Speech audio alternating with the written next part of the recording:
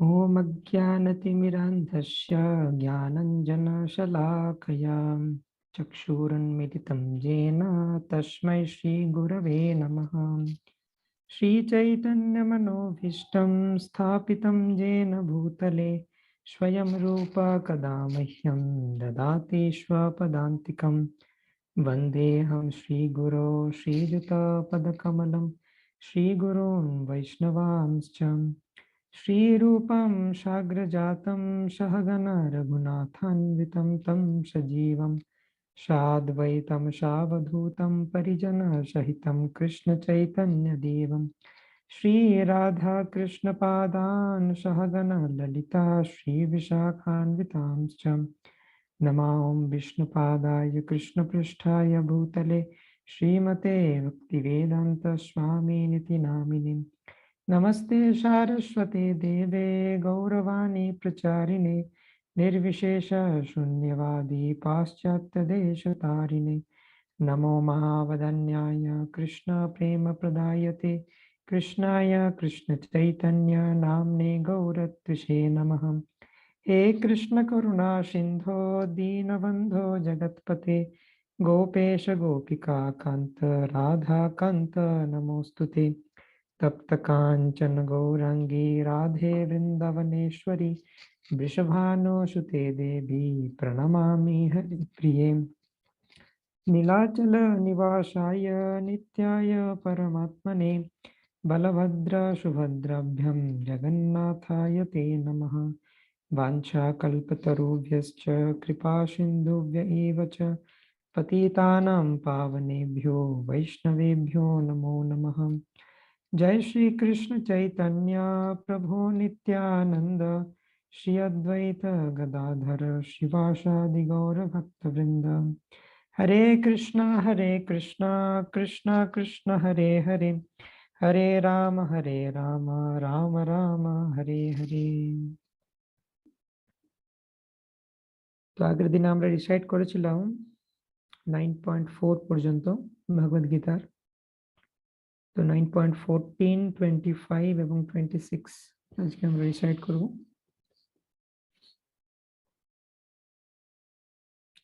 তো আপনারা আমার পরে পরে রিপিট করুন। সততম কীর্তয়ন্তো মাম सततं कीर्तयन्तो मां যতন্তশ্চ দৃঢ়ব্রত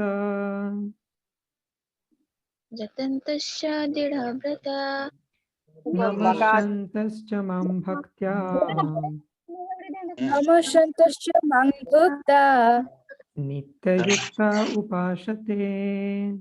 নিত্যযুক্তা উপাসতে। তো এই শ্লোকে ভগবান বলছেন যে কি করা উচিত তার ভজনে। ভগবদ গীতাতে যদি আমরা দেখি টোটাল 700টা শ্লোক রয়েছে। তো 700টা শ্লোককে আমরা যদি ডিভাইড করি তাহলে একদম মিডিল যে দুটো শ্লোক ভগবদ গীতার সেটা হচ্ছে 9.13 এবং 9.14। তো ভগবদ গীতার স্ট্রাকচারটা এরকম যে যত মাঝে যাব তত গূঢ় বিষয় রয়েছে। প্রথমে রয়েছে কর্ম, লাস্টে রয়েছে জ্ঞান। প্রথম 6টা চ্যাপ্টার কর্ম, শেষের 6টা চ্যাপ্টার জ্ঞান, আর মাঝে রয়েছে ভক্তি।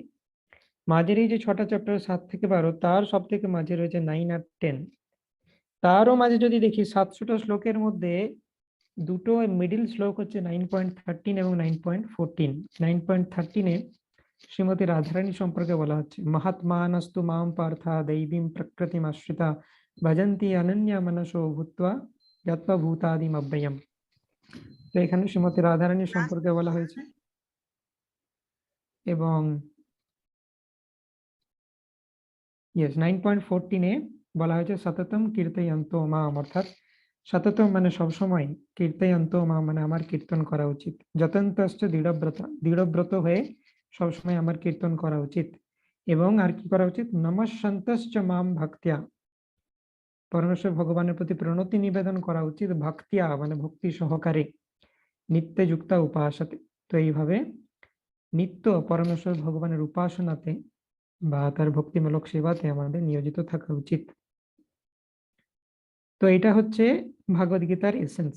শ্রীমতী রাধারানীর শরণ গ্রহণ করে সবসময় হরিনাম সংকীর্তনের মাধ্যমে পরমেশ্বর ভগবানের ডিভোশনাল সার্ভিস বা ভক্তিমূলক সেবাতে সবসময়তে যুক্ত থাকা।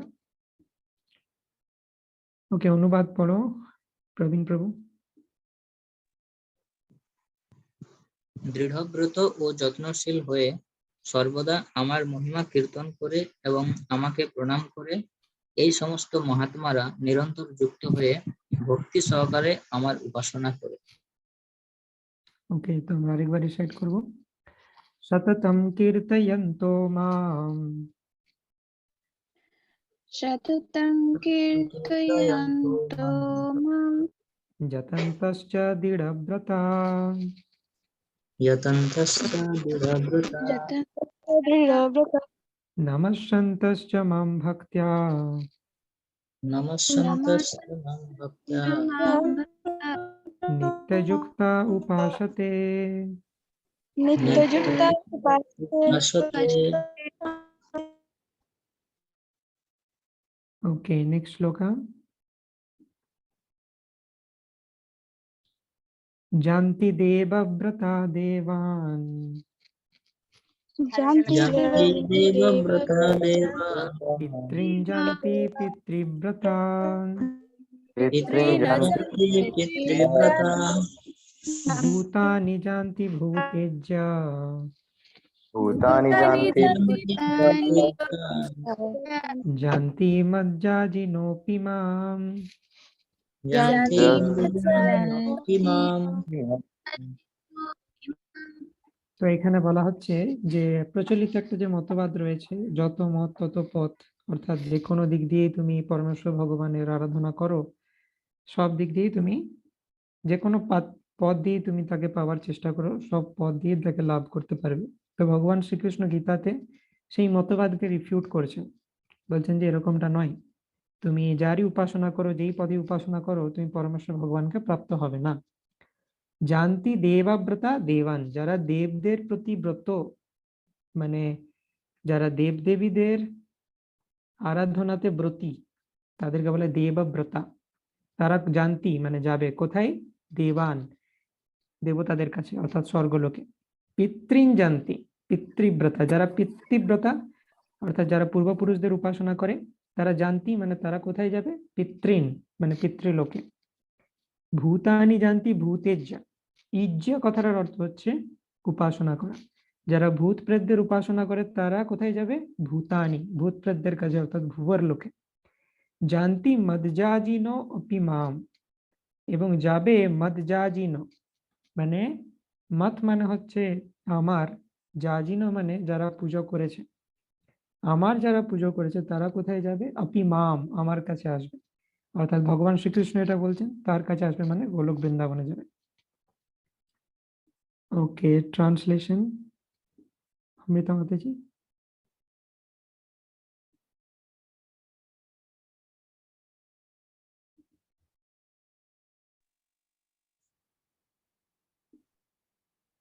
অনুবাদ।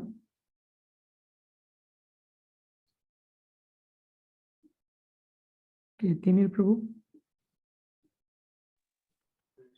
দেবতাদের উপাসকেরা দেবলোক প্রাপ্ত, পিতৃপুরুষদের উপাসকেরা পিতৃলোক লাভ করেন, ভূত প্রেত আদি উপাসকেরা ভূতলোক লাভ করেন এবং আমার উপাসকেরা আমাকে লাভ করেন। ওকে, আমরা আরেকবার রিসাইট করব। জানতি দেবব্রতা দেবান জানতি দেবান পিতৃন জানতি পিতৃব্রতা পিতৃন জানতি পিতৃব্রতা ভূতানি জানতি ভূতেজ্যা ভূতানি জানতি ভূতেজ্যা জানতি মজ্জাজিনোপি মাম। यान्ते मदयाजिनोऽपि माम्। Next শ্লোকা 9.26, very important. এই শ্লোকে অনেকে প্রমাণ চান যে কোথায় লেখা আছে যে আমাদের নন ভেজ খাওয়া চলবে না, ভগবান কোথায় বলেছেন। তো এই শ্লোকের সাথে আরেকটা শ্লোক কম্বাইন করে আমরা এটা প্রুফ করতে পারি। ভগবদ গীতা 3.13 ভগবদ গীতাতে বলা হচ্ছে যজ্ঞাশিষ্টশিনো শান্তো মুচ্যন্তে সর্বকিলবিষৈ ভুঞ্জতে তে ত্বঘম পাপা যে পচন্ত্যাত্মকারণাৎ। যজ্ঞাশিষ্টশিনো শান্ত মুচ্যন্তে সর্বকিলবিষৈ। যারা পরমেশ্বর ভগবানকে অফার করা বা তাকে নিবেদন করা প্রসাদ গ্রহণ করে তারা সমস্ত পাপ থেকে মুক্ত হয়। এবং তারা যারা এই কাজটা না করে, নিজেদের জন্য যারা রান্না করে পরমেশ্বর ভগবানকে নিবেদন করে না, তারা প্রতি গাছে কেবল পাপই গ্রহণ করে। যজ্ঞাশিষ্ট সেনও শান্ত মুচ্যন্তে সর্বকিলবিষৈ ভুঞ্জতে তে তু অঘম পাপা। ভুঞ্জতে তে তু অঘম পাপা, তারা তো শুধু পাপই খায়। যে পচন্তি আত্মকারণাৎ, নিজের জন্য, নিজের জিহ্বা তৃপ্তির জন্য রান্না করে যারা খায়, পরমেশ্বর ভগবানকে যারা অফার করে না, তারা তো শুধুমাত্র পাপই গ্রহণ করে। 3.13 ভগবান বলছেন যে যাই তোমরা গ্রহণ করবে খাদ্য হিসাবে সেটা ভগবানকে অর্পণ করা হতে হবে। আর এই শ্লোকে ভগবান বলছেন যে আমাকে তুমি কি কি অর্পণ করতে পারবে। Repeat after me. পত্রম পুষ্পম ফলম তোয়ম পত্রম পুষ্পম পত্রং ফলং তোয়ং जो मे भक्त्या प्रयच्छति यो मे भक्ता प्रयच्छति तदहं भक्ति उपहृतम् तदहं भक्त्युपहृतम् अश्नामि प्रजतात्मनः। अश्नामि प्रजनात्मनः। তো পরমেশ্বর ভগবান বলছেন পত্রম পুষ্পম ফলম তোয়ম, পাতা, ফুল, ফল এবং তোয়ম মানে হচ্ছে জল। এই চারটে ক্যাটাগরির ফুড পরমেশ্বর ভগবানকে অর্পণ করা যেতে পারে। এবং এর মধ্যে দুধ সেটা তোয়েমের ক্যাটাগরিতে আসছে এবং গ্রেনস সেটা ফলের ক্যাটাগরিতে আসছে। সুতরাং ফল, ভেজিটেবল, দানা শস্য, দুগ্ধ জাতীয় দ্রব্য, এই সমস্ত কিছু ল্যাক্টো ভেজিটেরিয়ান ডায়েট, এটা পরমেশ্বর ভগবানকে অফার করা যায়।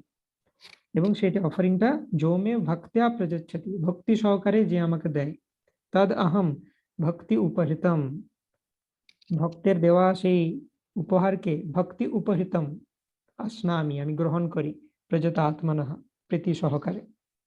আমাকে যদি কেউ ভক্তি সহকারে পত্র, পুষ্প, ফল, জল অর্পণ করে, তাহলে আমি সেই ভক্তের ভক্তিপ্লুত উপহার প্রীতি সহকারে গ্রহণ করি। ওকে, ট্রান্সলেশন গোপাল প্রভু।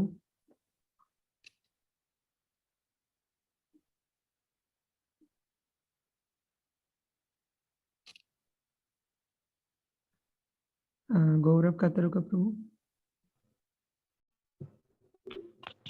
যে বিশুদ্ধ চিত্ত নিষ্কাম ভক্ত ভক্তি সহকারে আমাকে পত্র, পুষ্প, ফল ও জল অর্পণ করেন, আমি তার সেই ভক্তিপ্লুত উপহার প্রীতি সহকারে গ্রহণ করি। ওকে, আরেকবার রিসাইট করবো আমরা।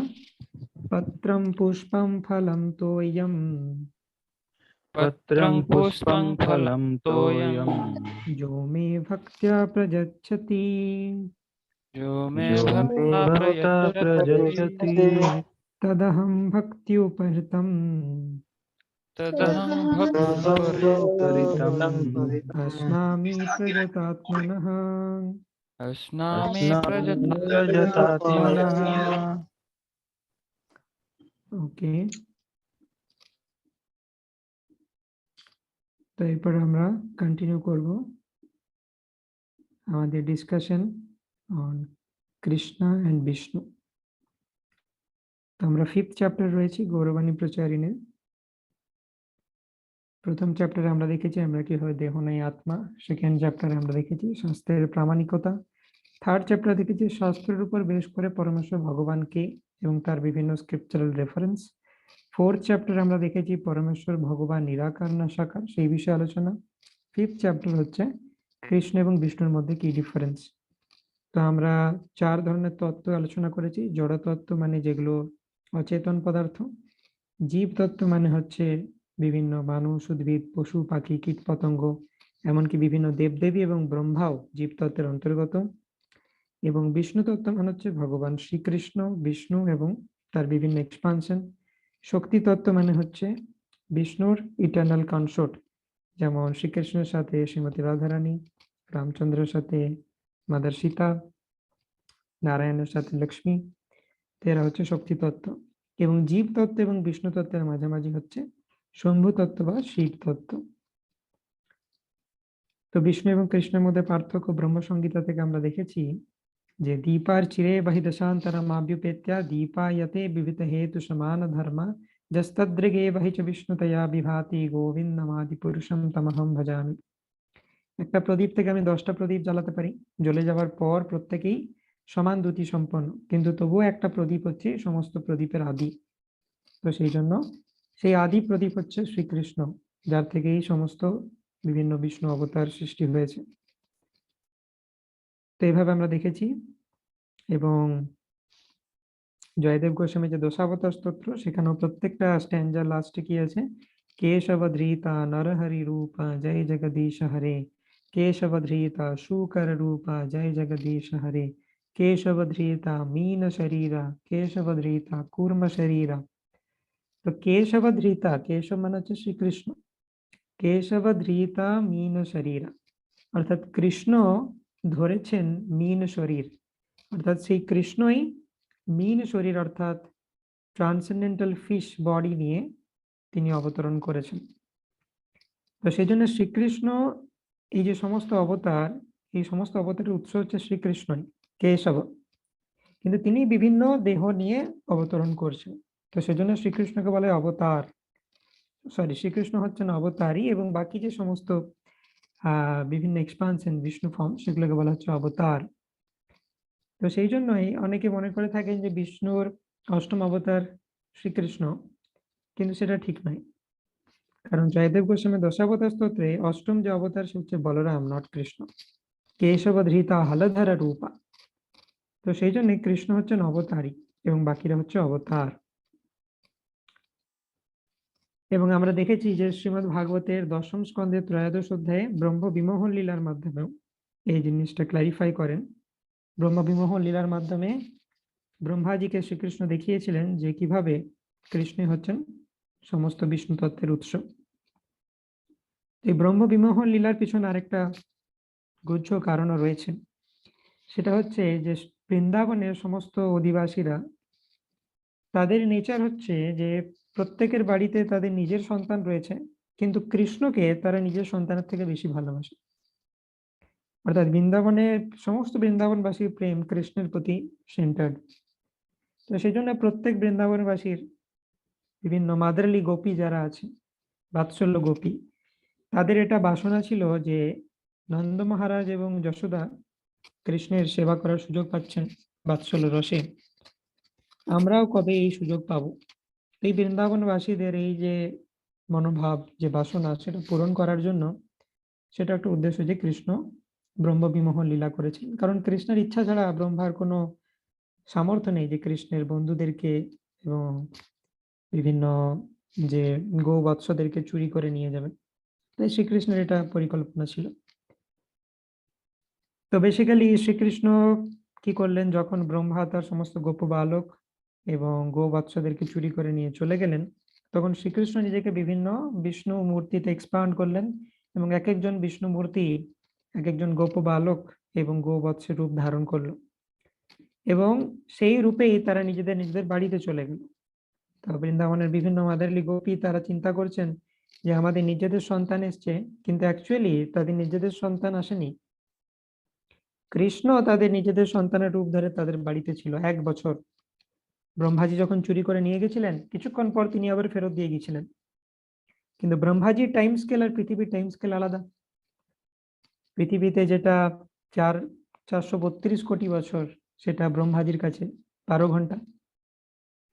1000 চতুর্যুগের আবর্তন ব্রহ্মার 1 কল্প বা 1 দিন। তো সেজন্য ব্রহ্মার কাছে যেটা খুব অতি অল্প সময়, ক্ষণিক, সেটা পৃথিবীতে 1 বছর। তো এই 1 বছর শ্রীকৃষ্ণ প্রত্যেকটি বৃন্দাবনবাসীর গৃহে কোনো না কোনো ফর্মে ছিলেন।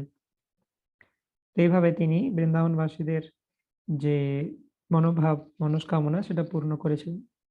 তার সমস্ত লীলার উদ্দেশ্য এটাই যে ভক্তদের বিভিন্ন ইচ্ছাকে ফুলফিল করা। অনুগ্রহায় ভক্তানাং মানুষম দেহমাশ্রিতম ভজতে তাদৃশী ক্রীড়া যা শ্রুত্বা তৎপরো ভবেৎ। অনুগ্রহায় ভক্তানাং, ভক্তদের অনুগ্রহ করার জন্য, তাদের মনস্কামনা পূর্ণ করার জন্য মনুষ্য দেহ নিয়ে মানুষম দেহমাশ্রিতম ভজতে তাদৃশী ক্রীড়া, বিভিন্ন ক্রীড়া অর্থাৎ লীলা বিলাস করেন এবং এই সমস্ত লীলা বিলাসের কথা শ্রবণ করে যা শ্রুত্বা তৎপরো ভবেত, আমরা এই জড়জগৎ থেকে মুক্ত হতে পারি। তো সেটা হচ্ছে ইন্টারনাল রিজন, যে কারণে ব্রহ্মবিমোহন লীলা হয়েছিল। তো বিষ্ণু এবং কৃষ্ণ নিয়ে ডিটেইল ডিসকাশন চৈতন্য চরিতামৃতের মধ্যে রয়েছে। শ্রীকৃষ্ণের মধ্যে যে মাধুর্য গুণ বিষ্ণুর থেকে অনেক বেশি, এবং কিভাবে লক্ষ্মী দেবীও শ্রীকৃষ্ণের মাধুর্যের প্রতি আকর্ষিত হয়ে তার সঙ্গ লাভের বাসনা করেছিলেন, এই সম্বন্ধে ডিটেইল ডিসকাশন রয়েছে শ্রী চৈতন্য চরিতামৃতে। বেসিক্যালি শ্রী চৈতন্য মহাপ্রভু যখন সন্ন্যাস গ্রহণের পর বিভিন্ন জায়গা ভ্রমণ করছিলেন, তার মধ্যে তার যে সাউথ ইন্ডিয়া যাত্রা, দক্ষিণ ভারত তিনি যখন ভ্রমণ করছিলেন, সেই সময়তে তিনি আমাদের ষড় গোস্বামীর অন্যতম গোস্বামী গোপাল ভট্ট গোস্বামী, তার পিতা ভেঙ্কট ভট্ট, যিনি রঙ্গনাথের হেড পূজারী ছিলেন শ্রীরঙ্গমে, তার বাড়িতে বর্ষাকালে চাতুর্মাসে 4 মাস ছিলেন।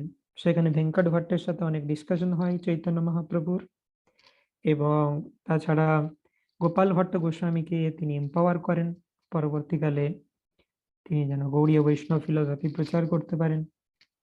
এবং আমরা যে দেখি বৃন্দাবনে রাধারমন ডিটি, সেটা গোপাল ভট্ট গোস্বামীর। তো চৈতন্য মহাপ্রভু নিজে যখন এম্পাওয়ার করছেন 4 মাস তার বাড়িতে থেকে, তার রেজাল্ট কি, যে শালিগ্রাম শিলা থেকে রাধারমন প্রকট হচ্ছে গোপাল ভট্ট গোস্বামীর রিকোয়েস্টে বা তাকে সন্তুষ্ট করার জন্য। তো চৈতন্য মহাপ্রভু ডাইরেক্ট অ্যাসোসিয়েশন, এটা খুবই ইম্পর্টেন্ট এবং খুবই রেয়ার। ষড় গোস্বামী তারা যেহেতু চৈতন্য মহাপ্রভুর ইটার্নাল অ্যাসোসিয়েট, সেজন্য তারা এটা লাভ করেছিলেন, এবং সেই অ্যাসোসিয়েশন আমরা পেতে পারি by the mercy of Krishnadas Kaviraj Goswami, just by reading Chaitanya Charitamrita. তো সেই লীলাটা আমরা ডিটেইলে ডিসকাস করব, কারণ গৌরবাণী প্রচারিণে বইয়ে সমস্ত ডিসকাশনটা দেওয়া সম্ভব নয়, কিন্তু this is very important in this connection, যে কৃষ্ণ এবং বিষ্ণুর মধ্যে কি ডিফারেন্স, কৃষ্ণের মধ্যে মাধুর্য বেশি, এই সম্বন্ধে চৈতন্য চরিতামৃত কি বলছে, চৈতন্য মহাপ্রভু কি বলছেন, সেটা আমরা জানবো। এবং চৈতন্য চরিতামৃতের একটা স্পেশাল ফিচার হচ্ছে, যে কোনো বিষয় যখন চৈতন্য চরিতামৃত প্রেজেন্ট করেন বা কৃষ্ণদাস কবিরাজ গোস্বামী প্রেজেন্ট করেন, চৈতন্য চরিতামৃতে যা কিছু ডিসকাস করা হয় তার সাথে স্ক্রিপচারাল রেফারেন্স থাকবে।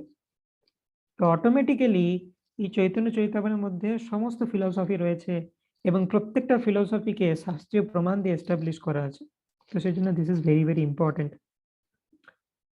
শিল প্রভুপাদের গুরুদেব ভক্তি সিদ্ধান্ত সরস্বতী ঠাকুর তিনি বলতেন যে এই যে সমস্ত মন্দির বা গৌড়ীয় মঠ বিভিন্ন জায়গাতে প্রতিষ্ঠা করা হচ্ছে, এই গৌড়ীয় মঠের থেকেও বেশি ইম্পর্টেন্ট হচ্ছে বুকস বা শাস্ত্র গ্রন্থ হচ্ছে বেশি ইম্পর্টেন্ট।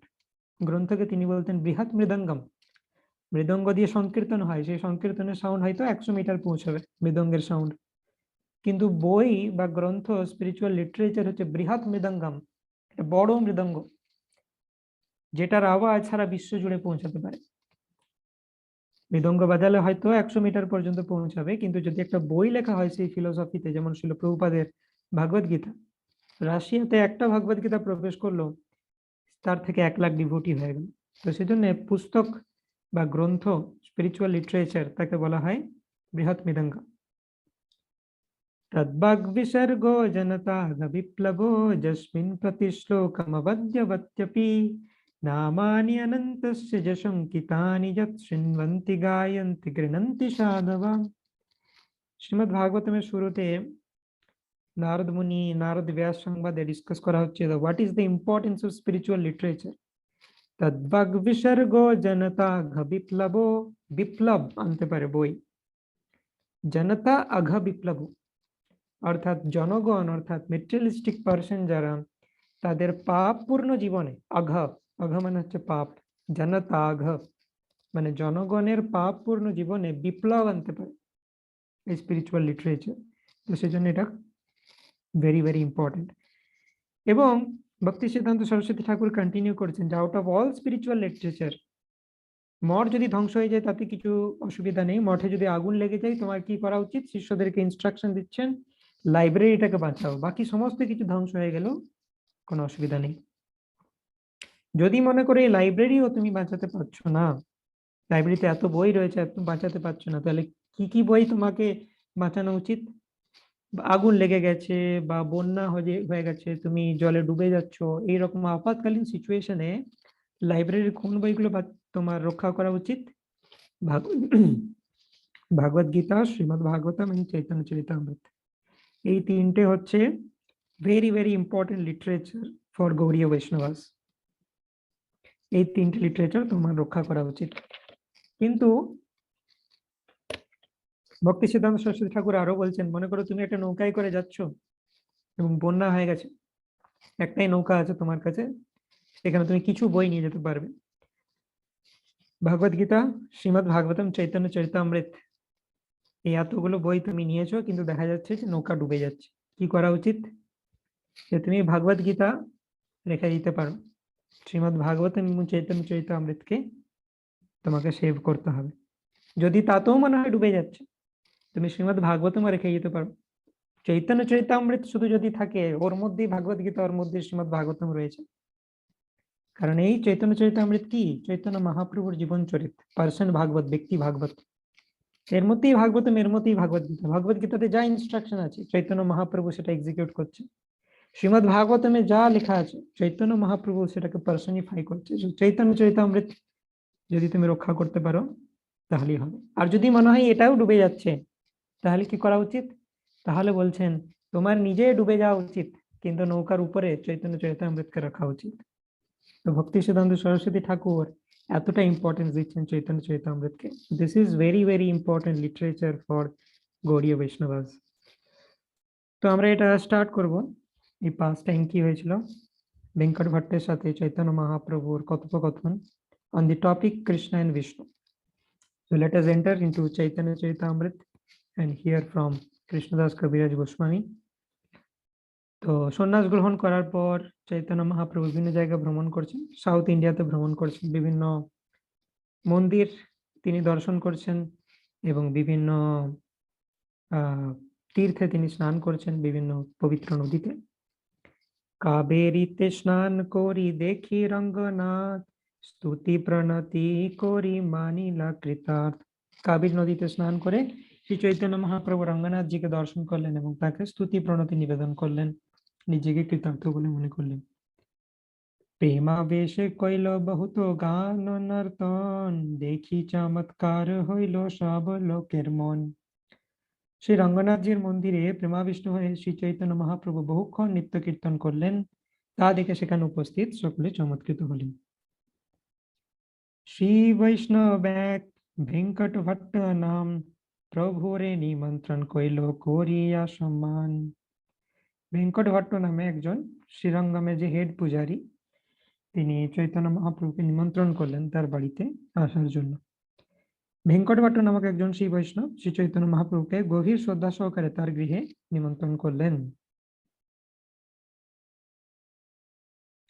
নিজ ঘরে লইয়া কইল প্রাদ প্রক্ষালন, সেই জল লইয়া কইল সব অংশে ভক্ষণ। শ্রী ভেঙ্কট ভট্ট শ্রী চৈতন্য মহাপ্রভুকে তার গৃহে নিয়ে গিয়ে তার পাদ প্রক্ষালন করে সেই পাদোদক অর্থাৎ পদধৌত জল সব অংশে পান করলেন, পরিবারের সকলকে সেটা পান করালেন, কারণ তিনি জানেন চৈতন্য মহাপ্রভুর কি পজিশন। ভিক্ষা করাইয়া কিছু কইল নিবেদন, চাতুর্মাস আসি প্রভু হইল উপসন। চাতুর্মাসে কৃপা করি রহ মোর ঘরে, কৃষ্ণ কথা কহি কৃপায় উদ্ধার আমারে। তিনি শ্রী চৈতন্য মহাপ্রভুকে মধ্যাহ্নে ভিক্ষা করিয়ে অর্থাৎ তাকে প্রসাদের জন্য রিকোয়েস্ট করলেন এবং চৈতন্য মহাপ্রভু প্রসাদ পেলেন। তারপর তিনি একটা প্রপোজাল দিলেন ভেঙ্কট ভট্ট। তিনি বললেন, প্রভু চাতুর্মাসের সময় উপস্থিত, কৃপা করে আপনি যদি এই 4 মাস আমার গৃহে থাকেন এবং কৃষ্ণ কথা বলে আমাদের উদ্ধার করেন, তাহলে আমরা কৃতার্থ হব। জেনারেলি সন্ন্যাসী বা পরিব্রাজক আচার্যরা বিভিন্ন জায়গায় ভ্রমণ করে করে প্রচার করেন, কিন্তু চাতুর্মাস যখন উপস্থিত হয়, বর্ষাকালে 4 মাস তারা কোনো একটা জায়গাতে থেকে যান এবং সেখানে হরিকথা করেন, 4 মাস থাকেন, অ্যাসোসিয়েশন প্রদান করেন সেই অঞ্চলের মানুষদের। এরকমই সেম জিনিস হয়েছিল নারদ মুনির সাথে। নারদ মুনির প্রিভিয়াস লাইফে তিনি ভক্তি বেদান্তদেরকে সেবা করেছিলেন তার মায়ের সাথে। এই ভক্তি বেদান্তরাও চাতুর্মাসের সময়তে নারদ মুনিদের বাড়ির কাছাকাছি ছিলেন। তো সেই জন্য তিনি ভক্তি বেদান্তদের যে অ্যাসোসিয়েশন বা তাদের সঙ্গ লাভ করেছিলেন, তার ফলে তিনি নারদ মুনি হতে পেরেছেন নেক্সট লাইফে, সেটা তিনি নিজেই বলেছেন। তার ঘরে রহিলা প্রভু কৃষ্ণ কথা রসে, ভট্ট সঙ্গে গোয়াইল সুখে 4 মাসে। ভেঙ্কট ভট্টের অনুরোধে শ্রী চৈতন্য মহাপ্রভু চাতুর্মাসে 4 মাস তার গৃহে অবস্থান করেন এবং তার সঙ্গে কৃষ্ণ কথা আলোচনা করে মহা আনন্দে তিনি 4 মাস অতিবাহিত করেন। কাবেরীতে স্নান করি শ্রীরঙ্গ দর্শন, প্রতিদিন প্রেমাবেশে করেন নর্তন। সেখানে অবস্থানকালে শ্রী চৈতন্য মহাপ্রভু প্রতিদিন কাবেরীতে স্নান করে শ্রী রঙ্গনাথজিকে দর্শন করতেন এবং প্রেমাবেশে নৃত্য করতেন। সৌন্দর্যাদি প্রেমাবেশ দেখি সর্বলোক, দেখিবারে আইসে দেখে খণ্ডে দুঃখ শোক। সেখানে সমস্ত লোকেরা শ্রী চৈতন্য মহাপ্রভুর সৌন্দর্য এবং ভগবত প্রেমের আবেশ দেখতে আসতেন এবং তা দেখে তাদের সমস্ত দুঃখ এবং শোক দূর হয়ে যেত। চৈতন্য মহাপ্রভুকে দর্শন করার মাধ্যমে লোকজন ভগবত প্রেম লাভ করতেন এবং তাদের দুঃখ শোক দূর হয়ে যেত। লক্ষ লক্ষ লোক আইলো নানা দেশ হইতে, সবে কৃষ্ণ নাম কহে প্রভুকে দেখিতে। নানা দেশ থেকে লক্ষ লক্ষ লোক শ্রী চৈতন্য মহাপ্রভুকে দেখতে এসেছিলেন। মহাপ্রভুকে দেখা মাত্রই তারা সকলে হরে কৃষ্ণ মহামন্ত্র কীর্তন করতেন।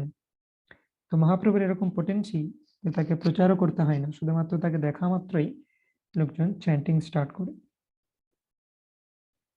কৃষ্ণ নাম বিনা কেহ নাহি কহে আর, সবে কৃষ্ণ ভক্ত হইল লোকে চমৎকার। কৃষ্ণ নাম ছাড়া আর কেউ কিছু বলতো না, এভাবে সকলেই কৃষ্ণ ভক্ত হলেন এবং তা দেখে লোকেরা চমৎকৃত হলেন। শ্রীরঙ্গ ক্ষেত্রে বৈশে যত বৈষ্ণব ব্রাহ্মণ, এক এক দিন সবে কইল নিমন্ত্রণ।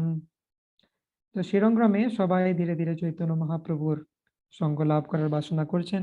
এক এক দিন এক একজন ব্রাহ্মণ বৈষ্ণব তারা নিজেদের বাড়িতে চৈতন্য মহাপ্রভুকে ইনভাইট করতেন এবং তাকে প্রসাদ সেবন করাতেন। এক এক দিনে চাতুর্মাস পূর্ণ হইল, কতক ব্রাহ্মণ ভিক্ষা দিতে না পাইল। এক একদিন করে নিমন্ত্রণ করে চাতুর্মাস পূর্ণ হলো, কিন্তু কয়েকজন ব্রাহ্মণ শ্রী চৈতন্য মহাপ্রভুকে ভিক্ষা দিতে পারলেন না।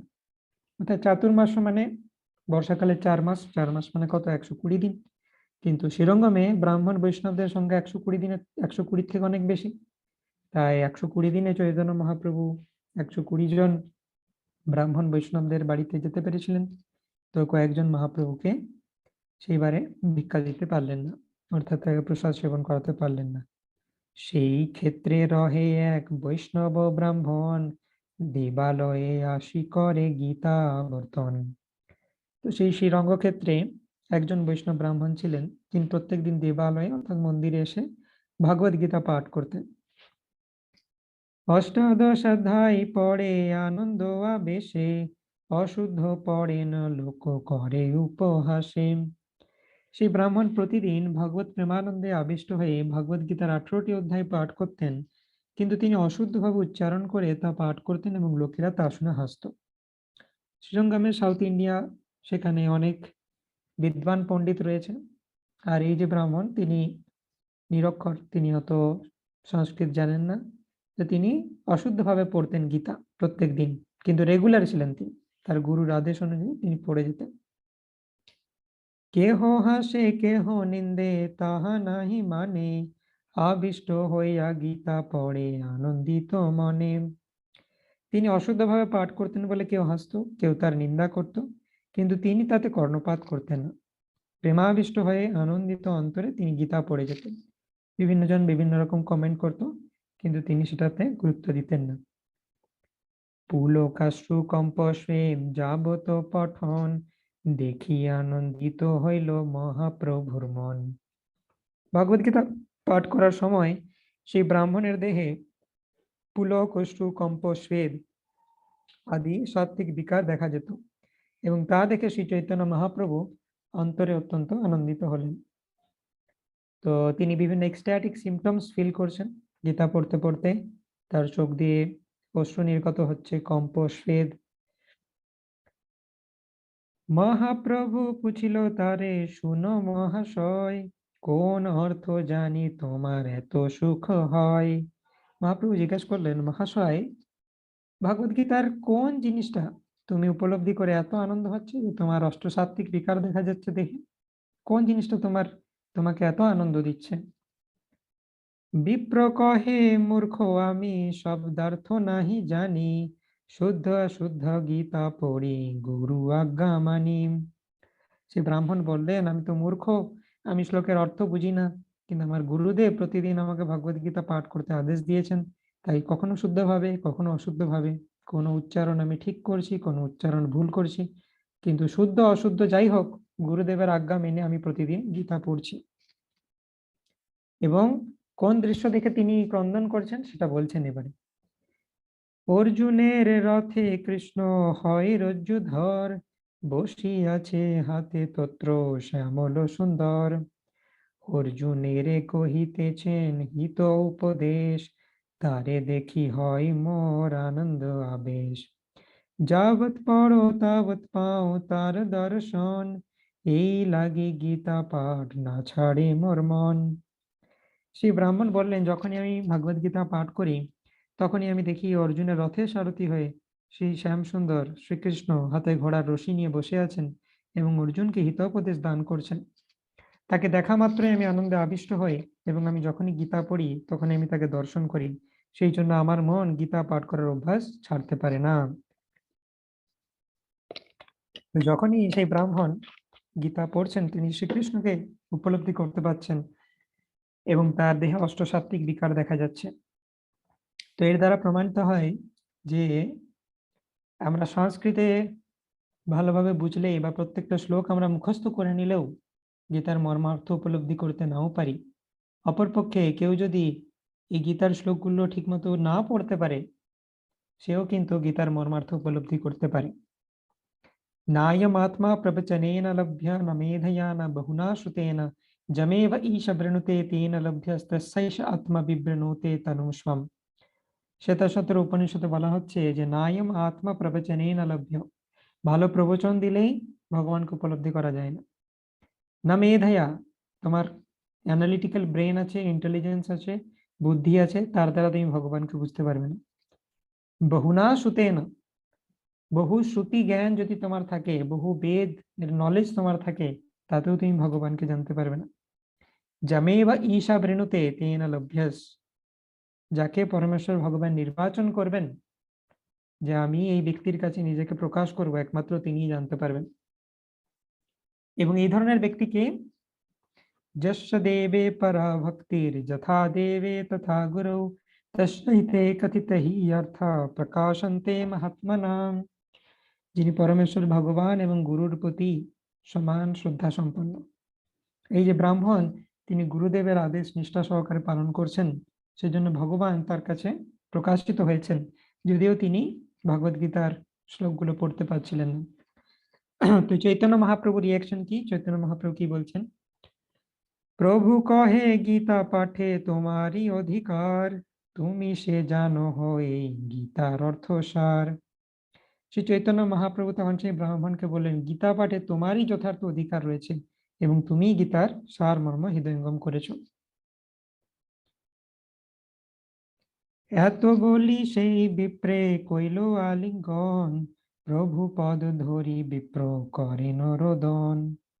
এই বলে শ্রী চৈতন্য মহাপ্রভু সেই ব্রাহ্মণকে আলিঙ্গন করলেন এবং শ্রী চৈতন্য মহাপ্রভু শ্রী পাদপদ্ম জড়িয়ে ধরে সেই ব্রাহ্মণ তখন ক্রন্দন করতে থাকে। তোমা দেখি তাহা হইতে দ্বিগুণ সুখ হয়, সেই কৃষ্ণ তুমি হেন মোর মনে লয়। তখন ব্রাহ্মণ বলছেন যে ভগবদ গীতা পড়ে তো আমার আনন্দ হয়, কারণ আমি কৃষ্ণকে দর্শন করি, কিন্তু তোমাকে দেখে আমার তার থেকেও বেশি আনন্দ হচ্ছে, দ্বিগুণ আনন্দ হচ্ছে। আমার মনে হচ্ছে যেন তুমি সেই কৃষ্ণ। তো যার কাছে গুরুর কৃপা রয়েছে, ভগবদ গীতাতে কৃষ্ণ তো তার কাছে প্রকাশিত হয়েছেনই, চৈতন্য মহাপ্রভু তার কাছে প্রকাশিত হয়েছেন। সেজন্য ব্রাহ্মণ বুঝতে পারছে যে আমার সামনে যিনি আছেন তিনি নন ডিফারেন্ট ফ্রম কৃষ্ণ। এবং এই কৃষ্ণকে বড় বড় পণ্ডিতেরা মানে এই চৈতন্য মহাপ্রভুর যে রূপ ছন্ন অবতার তাকে বড় বড় পণ্ডিতেরা বুঝতে পারে না, কিন্তু যেহেতু গুরুর কৃপা লাভ করেছেন সেই জন্য এই ব্রাহ্মণ বুঝতে পারছেন। যস্য প্রসাদাৎ ভগবৎ প্রসাদ যস্য অপ্রসাদান নাগতি কুতোপি। কৃষ্ণ স্ফূর্তে তার মন হইয়াছে নির্মল, অতই প্রভুর তত্ত্ব জানিল সকল। সেই ব্রাহ্মণের হৃদয়ে শ্রীকৃষ্ণ প্রকাশিত হয়েছিলেন, তাই তার মন নির্মল হয়েছিল এবং সেজন্যই তিনি শ্রী চৈতন্য মহাপ্রভুর তত্ত্ব জানতে সক্ষম হয়েছিলেন। তবে মহাপ্রভু তারে করাইল শিক্ষণ, এই বাত কাহা না করিহ প্রকাশন। শ্রী চৈতন্য মহাপ্রভু তখন সেই ব্রাহ্মণকে শিক্ষা দান করেছিলেন এবং তিনি যে শ্রীকৃষ্ণ সেই কথা কারোর কাছে প্রকাশ না করতে তাকে অনুরোধ করেছিলেন। সেই বিপ্র মহাপ্রভুর বড় ভক্ত হইল, 4 মাস প্রভু সঙ্গ কহু না ছাড়িল। সেই ব্রাহ্মণ শ্রী চৈতন্য মহাপ্রভুর মহান ভক্তে পরিণত হয়েছিলেন এবং যে 4 মাস শ্রী চৈতন্য মহাপ্রভু ওখানে ছিলেন সেই সময় তিনি কখনো মহাপ্রভুর সঙ্গ ছাড়েননি। এই মত ভট্ট গৃহে রহে গৌরচন্দ্র, নিরন্তর ভট্ট সঙ্গে কৃষ্ণ কথা আনন্দ। তো এইভাবে 4 মাস বেঙ্কট ভট্টের বাড়িতে শ্রী চৈতন্য মহাপ্রভু ছিলেন এবং তার সাথে কৃষ্ণ কথা আলোচনা করেছিলেন। তো বেঙ্কট ভট্ট তিনি হচ্ছেন শ্রী বৈষ্ণব এবং সাউথ ইন্ডিয়াতে তারা হচ্ছে রঙ্গনাথের ভক্ত। সেখানে তারা নারায়ণ রূপের পুজো করে বা বিষ্ণু রূপে নারায়ণ রূপে তারা পুজো করেন। সাউথ ইন্ডিয়ার এটাই হচ্ছে ভাইবস। তো সেখানে তারা কৃষ্ণকে অতটা উপাসনা করে না, নারায়ণ বা বিষ্ণু রূপের উপাসনা করেন, লক্ষ্মী নারায়ণকে তারা সেবা করেন। তো মহাপ্রভু এই বিষয় নিয়ে এই বেঙ্কট ভট্টের সাথে আলোচনা করেছিলেন এবং তিনি এটা প্রমাণ করবেন যে কৃষ্ণের উপাসনা এমনকি বিষ্ণুর উপাসনার থেকেও অধিক এক্সল্টেড, কারণ বিষ্ণুর উপাসনা করার মাধ্যমে কেউ বৈকুণ্ঠ প্রাপ্তি হতে পারে, কিন্তু সমস্ত বৈকুণ্ঠ প্ল্যানেটের মধ্যে সর্বশ্রেষ্ঠ হচ্ছে গোলক বৃন্দাবন। তাই গোলক বৃন্দাবনে যাওয়ার জন্য কৃষ্ণ ভক্তি করা প্রয়োজন। তো যে 4টে বৈষ্ণব সম্প্রদায় রয়েছে এই 4টে সম্প্রদায়ের মাধ্যমেই মুক্তি লাভ করা সম্ভব এবং শুধু সাযুজ্য মুক্তি বা ব্রহ্মজ্যোতি নয়, ভগবানের ধাম যাওয়া সম্ভব, কিন্তু বাকি 3টে সম্প্রদায়ের মাধ্যমে বৈকুণ্ঠ পর্যন্ত পৌঁছানো সম্ভব, কিন্তু একমাত্র ব্রহ্ম মধ্য গৌড়ীয় সম্প্রদায় শ্রী চৈতন্য মহাপ্রভুর ফলোয়ার্স হওয়ার মাধ্যমে আমরা গোলক বৃন্দাবনে পৌঁছাতে পারি, দ্য টপ মোস্ট অ্যাবোর্ড। তো সেই বিষয়ে আলোচনা করা হয়েছে বেঙ্কট ভট্টের সাথে, সেই সেকশন এখন স্টার্ট হচ্ছে। শ্রী বৈষ্ণব ভট্ট সেবে লক্ষ্মী নারায়ণ, তার ভক্তি দেখি প্রভুর তুষ্ট হইল মন। রামানুজ সম্প্রদায়ের শ্রী বৈষ্ণব হওয়ার ফলে বেঙ্কট ভট্ট লক্ষ্মী নারায়ণের সেবা করতেন। তার শুদ্ধ ভক্তি দর্শন করে শ্রী চৈতন্য মহাপ্রভু অত্যন্ত সন্তুষ্ট হয়েছিলেন। রামানুজাচার্য সম্প্রদায় শ্রী বৈষ্ণব নিরন্তর তার সঙ্গে হইল সখ্য ভাব, হাস্য পরিহাসে দুহে সখ্যের স্বভাব। নিরন্তর পরস্পরের সঙ্গে সঙ্গ করার ফলে শ্রী চৈতন্য মহাপ্রভু এবং বেঙ্কট ভট্টের মধ্যে ধীরে ধীরে সখ্য ভাবের উদয় হয়েছিল। সখ্য ভাবের স্বাভাবিক বৃত্তি অনুসারে তারা পরস্পরের সঙ্গে হাস্য পরিহাস করতেন। তো বেঙ্কট ভট্টের সাথে মহাপ্রভু বন্ধুর মতো হয়ে গিয়েছিলেন। প্রভু কহে ভট্ট তোমার লক্ষ্মী ঠাকুরানী, কান্ত বক্ষ স্থিতা পতিব্রতা শিরোমণি। শ্রী চৈতন্য মহাপ্রভু বেঙ্কট ভট্টকে বললেন, বেঙ্কট ভট্ট তোমার লক্ষ্মী ঠাকুরানী সর্বদাই নারায়ণের বক্ষ স্থিতা এবং তিনি নিঃসন্দেহে সমস্ত পতিব্রতাদের শিরোমণি। আমার ঠাকুর কৃষ্ণ গোপ গোচারক, সাধ্বী হইয়া কেনে চাহে তাহার সঙ্গম। তো মহাপ্রভু জেনে শুনেই এই ইস্যুটা উত্থাপন করলেন, প্রসঙ্গ উত্থাপন করলেন যে বেঙ্কট ভট্ট তোমার লক্ষ্মী ঠাকুরানী তো পতিব্রতা, সে সবসময় নারায়ণের বক্ষে অবস্থান করে, আর তোমার ঠাকুর হচ্ছে নারায়ণ, আমার ঠাকুর হচ্ছে কৃষ্ণ। মহাপ্রভু বলছেন মজা করে, কিন্তু আমার ঠাকুর কৃষ্ণ তো গোপ বালক, সারাদিন মাঠে মাঠে গরু চড়িয়ে বেড়ান, তাহলে সাধ্বী প্রতিব্রতা হওয়া সত্ত্বেও তোমার লক্ষ্মী ঠাকুরানী কেন আমার ঠাকুর কৃষ্ণের সঙ্গ করতে চেয়েছিলেন? নারায়ণের মধ্যে কি কমতি আছে?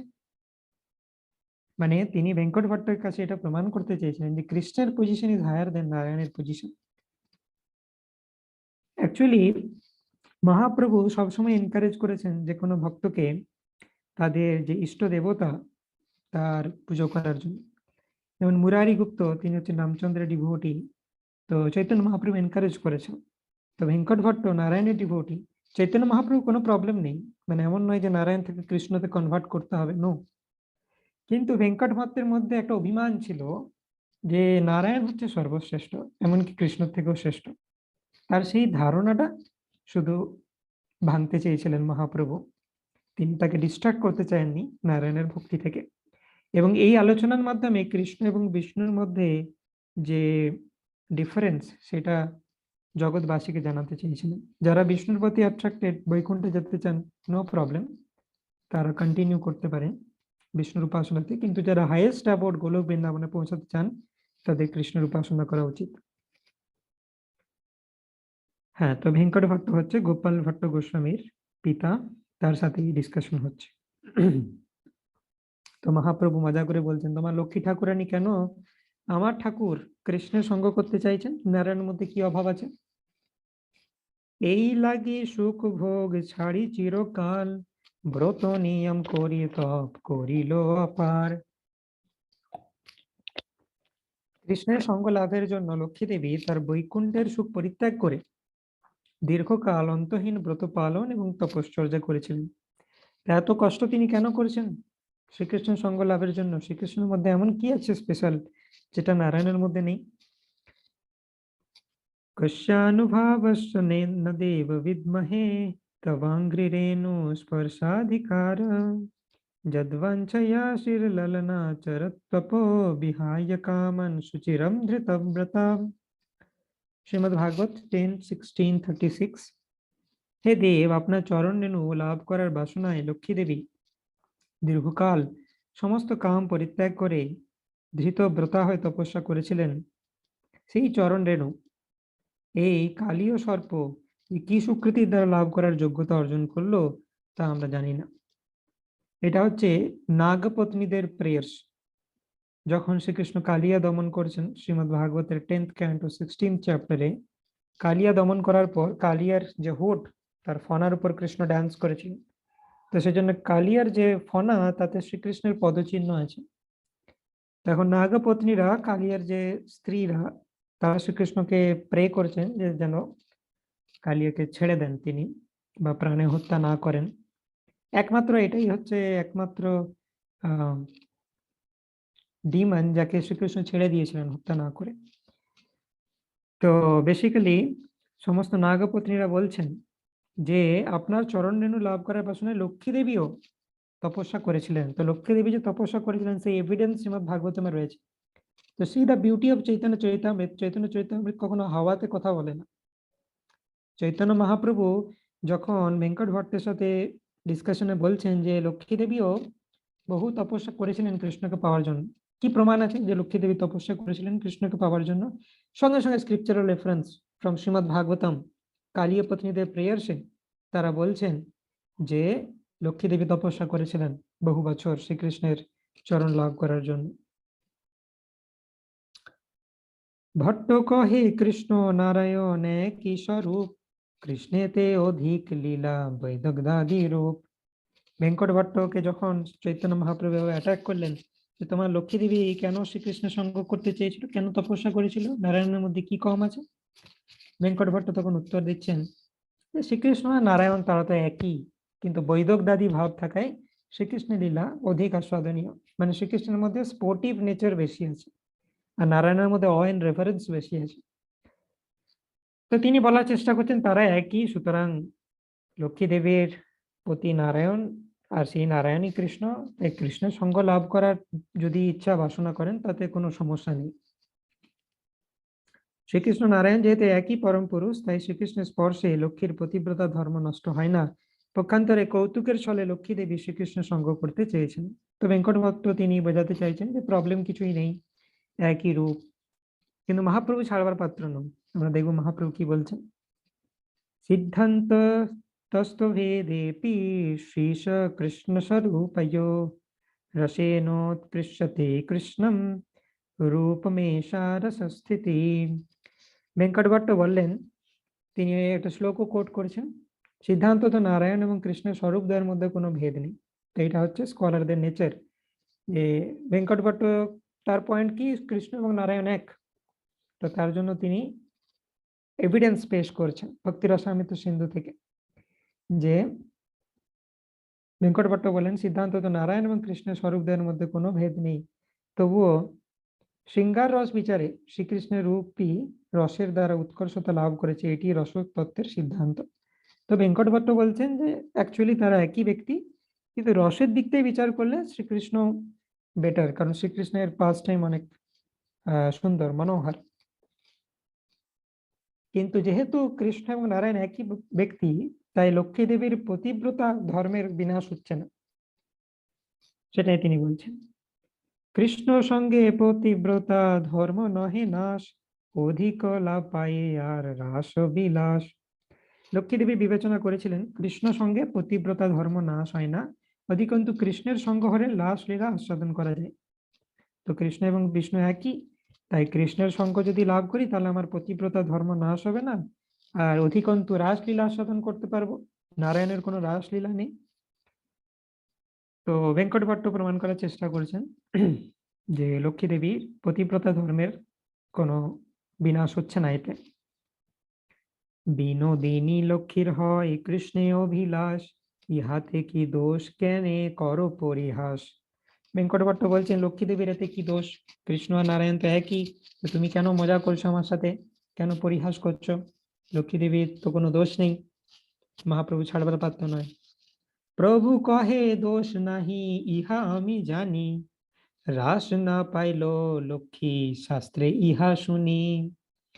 মহাপ্রভু ছাড়বার পাত্র নন, তিনি বলছেন যে হ্যাঁ তুমি যেটা বলছো সেটা আমি অলরেডি জানি, যে দোষ নেই লক্ষ্মী দেবীর, কৃষ্ণ বিষ্ণু একই, সেটা আমি মানছি, কিন্তু আমাকে এখন উত্তর দাও, এত বছর তপস্যা করার পরেও তোমার লক্ষ্মী ঠাকুরানী কেন রাসলীলাতে ঢুকতে পারলো না? এত তো চেষ্টা করলো কৃষ্ণের সঙ্গ পাওয়ার, এত তপস্যা করলো, তবু রাসলীলাতে কেন ঢুকতে পেল না?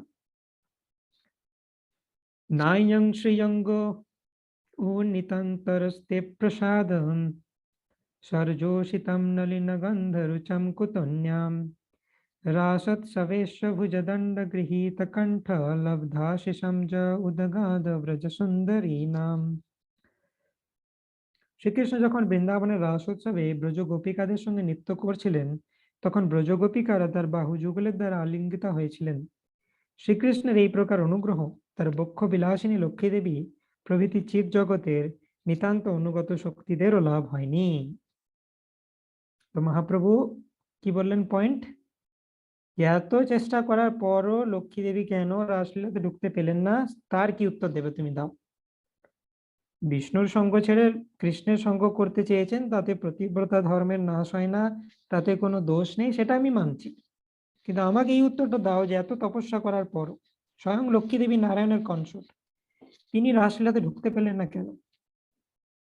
মহাপ্রভু পরে বলবেন যে পার্সোনিফাইড শ্রুতি যারা, তারা শ্রীকৃষ্ণের রাসলীলাতে ঢুকতে পেয়ে গেলেন, আর লক্ষ্মী দেবীর পজিশন তো অনেক উঁচুতে, তিনি এত তপস্যা করে রাসলীলাতে ঢুকতে পারলেন না কেন? তো লক্ষ্মী দেবী যে রাসলীলাতে ঢুকতে পায়নি এটার প্রমাণ কি, সেটা মহাপ্রভু প্রমাণ দিচ্ছেন, যে এখানে শ্রীমদ্ ভাগবতে মেনশন করা হয়েছে যে শ্রীকৃষ্ণের এই প্রকার অনুগ্রহ, রাসলীলাতে শ্রীকৃষ্ণ সঙ্গ, তার বক্ষ বিলাসিনী লক্ষ্মী দেবী প্রতি চিৎ জগতের নিতান্ত অনুগত শক্তিদেরও লাভ হয়নি। কখনোই কোনো স্টেটমেন্ট হাওয়াতে হচ্ছে না, সব কিছুর পিছনে স্ক্রিপচারাল রেফারেন্স দিয়ে দিয়ে কথা হচ্ছে, দুজন স্কলারের মধ্যে ডিবেট।